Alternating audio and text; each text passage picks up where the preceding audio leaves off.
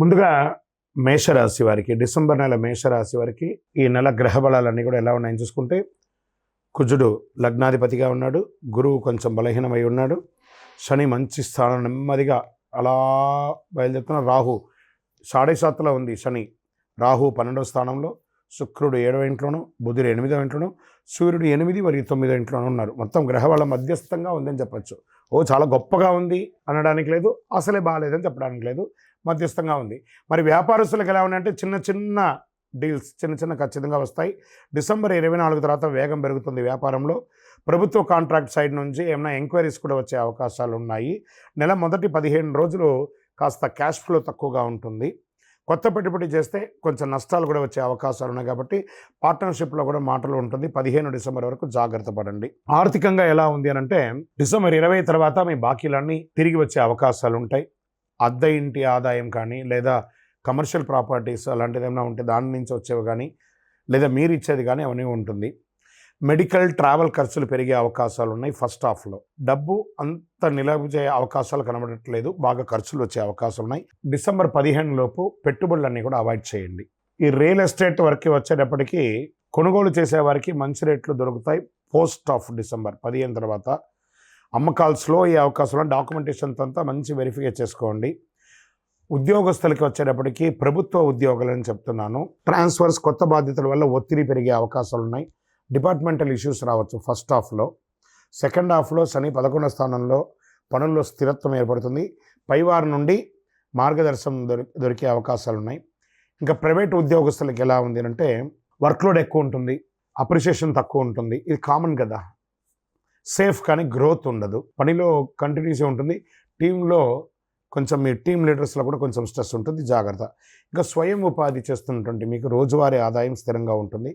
Customers తిరిగి వచ్చే అవకాశాలు ఉన్నాయి. పెద్ద పెద్ద ఖర్చులు కూడా, అన్అవాయిడబుల్ ఖర్చులు కూడా వచ్చే అవకాశాలు ఉన్నాయి. చిన్న అడ్డంకులు కానీ అవన్నీ తొలగిపోతాయి. సర్వీస్ సెక్టర్ ఉన్న వాళ్ళకంతా కూడా ఈ నెల క్రౌడ్ పెరుగుతుంది. ఓల్డ్ కస్టమర్స్ ద్వారా మంచి అవకాశాలు రాబోతున్నాయి. సప్లై ఇష్యూస్ కూడా కొంచెం ఉంటాయి, అవి కూడా చేసుకోండి. రోజు ఇన్కంలో అప్ అండ్ డౌన్స్ ఉంటూ ఉంటాయి. ఓకే. రాజకీయ రంగంలో ప్రజల్లో మీ యొక్క ప్రజాక్షేత్రంలో వెళ్ళేటప్పటికి కాస్త ఒడిదుడుకులు వచ్చే అవకాశాలు ఉన్నాయి. ప్రమాదాలు లేవు, కానీ మీరు మాట్లాడేటప్పుడు కరెక్ట్గా మాట్లాడండి. విద్యార్థులు చాలా హార్డ్ వర్క్ చేయాలి, కాన్సన్ట్రేషన్ తక్కువ అవుతూ ఉంటుంది, డిస్ట్రాక్షన్ ఎక్కువ అయ్యే అవకాశాలు ఉన్నాయి. కాంపిటేటివ్ ఎగ్జామ్స్కి చాలా హార్డ్ వర్క్ చేసి మీరు చదవాల్సినటువంటి సమయం. ఇంకా విదేశాల్లో ఉద్యోగం చేసే వాళ్ళకి, చదువుకున్నటువంటి వారికి పేపర్ వర్క్స్ అంతా కూడా బాగానే జరుగుతుంది. ఫ్లైట్ ట్రావెల్ పోస్ట్పోన్ అయ్యే అవకాశాలు కూడా కనబడుతూ ఉంటాయి. జాబ్ వీసా కాస్త ఆలస్యం అయ్యే అవకాశాలు. ఓవరాల్ మిశ్రమంగా ఉంది విదేశాల్లో ఉన్న వాళ్ళకి. ఇంకా కుటుంబంలో తీసుకుంటే, ఎల్డర్స్ ఎవరైనా పెద్దవాళ్ళు ఉంటే వాళ్ళ యొక్క ఆరోగ్యం పట్ల కొంచెం జాగ్రత్త వహించాలి. చిన్న తగువులు వచ్చే అవకాశాలు ఉంటాయి. తర్వాత ఇంట్లో నెల ద్వితీయంలో శాంతిగా ఉంటుంది.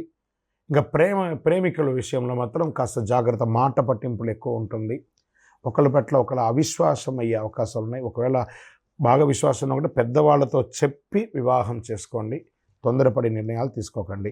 ఇంకా కుటుంబ సభ్యుల మధ్యలో ఆర్గ్యుమెంట్స్ ఎక్కువ వచ్చే అవకాశాలు ఉన్నాయి. అన్నదమ్ములు, అక్క చెల్లెలు, భార్యాభర్తల మధ్య కూర్చొని మాట్లాడండి. ఏ విధమైనటువంటిదన్నా కూడాను కొంచెం టెన్షన్స్గానే ఉంటుంది ఒక్కొక్కసారి అని కూడా చెప్పచ్చు. నోరు అదుపులో పెట్టుకుంటే మంచిది. కుటుంబం దగ్గర విషయంలో మటుకు సంతాన విషయంలో ఇంప్రూవ్మెంట్స్ కనబడుతుంది. మీ యొక్క పిల్లల యొక్క వివాహం కానీ, లేదా వారికి ఉపనయనం కానీ, లేదా వాళ్ళ చదువు గురించి బాగా ఆలోచిస్తారు. వాళ్ళ కోసం ఇన్వెస్ట్మెంట్ కూడా చేస్తారు. ఇంకా హెల్త్, అన్నిటికంటే ముందు హెల్త్. ఇంకా బీపీ, చెస్ట్, ఈ యొక్క ఛాతీ దగ్గర ఒక మంట లాంటిది, అసిడిటీ వచ్చే అవకాశాలు ఉన్నాయి. చిన్న గాయాలు ఏర్పడే అవకాశాలు ఉంటాయి, జాగ్రత్త పడండి.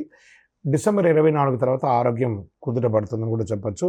ఇంకా మంగళవారం మీరు చేయవలసినటువంటి పరిహారం, హనుమాన్ చాలీసా పారాయణ చేయండి. సుబ్రహ్మణ్య స్వామి వారి ఆరాధన కొంచెం ఎక్కువ చేయండి. పసుపు దానం ఇవ్వండి. పసుపు వస్త్రాలను ధరించండి.